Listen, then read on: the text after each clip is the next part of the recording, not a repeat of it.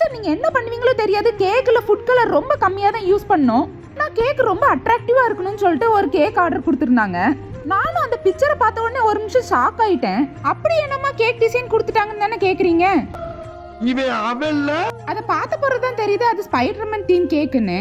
Cake எனக்கு இதே மாதிரி தான் இருக்கணும், ஆனா சிங்கிள் டயர்ல வேணும் சிஸ்டர்னு சொல்லியிருந்தாங்க. அவங்க அனுப்பியிருந்த பிக்சர்ல இருக்கிற மாதிரியே ரெட் கலர் கேக்ல கொண்டு வரணும்னா ஒரு பாட்டில் ஃபுட் கலரையும் ஆட் பண்ணாதான் கொண்டு வர முடியும். கலரும் ரொம்ப கம்மியா தான் ஆட் பண்ணணும், ஆனா ரெட் கலர் ரொம்ப ஹைலைட்டா தெரியணும்னா அதுக்கு ஒரே வழி நியூட்ரல் கிளேஸ் ஜெல் ஆட் பண்றது தான். ரொம்ப கலர் கம்மியா ஆட் பண்ணாலே போதும், நல்ல டார்க் கலர் கிடைச்சிரும். நியூட்ரல் கிளேஸ் ஜெல்லை வச்சு கேக்கை ஃபுல்லா டெக்கரேட் பண்ணி கஸ்டமர் கேட்டிருந்த பிரிண்ட் அவுட் எல்லாத்தையும் கேக்கு மேல வச்சு டெக்கரேட் பண்ணி விட்டுட்டேன். கேக்கை ரெடி பண்ணிட்டு இருக்கும்போது கஸ்டமர் கால் பண்ணி என் பையனுக்கு ஸ்பைடர்மேன்னா ரொம்ப பிடிக்கும், அதனால ஸ்பைடர்மேன் டாய் ஏதாவது கேக்கு மேல வச்சு விட்டு டெக்கரேட் பண்ண முடியுமான்னு கஸ்டமர் கேட்டிருந்தாங்க. அவங்க கேட்ட மாதிரியே 2 ஸ்பைடர்மேன் டாயும் கடையில இருந்து வாங்கிட்டு வந்து கேக்கில் வச்சுட்டேன்.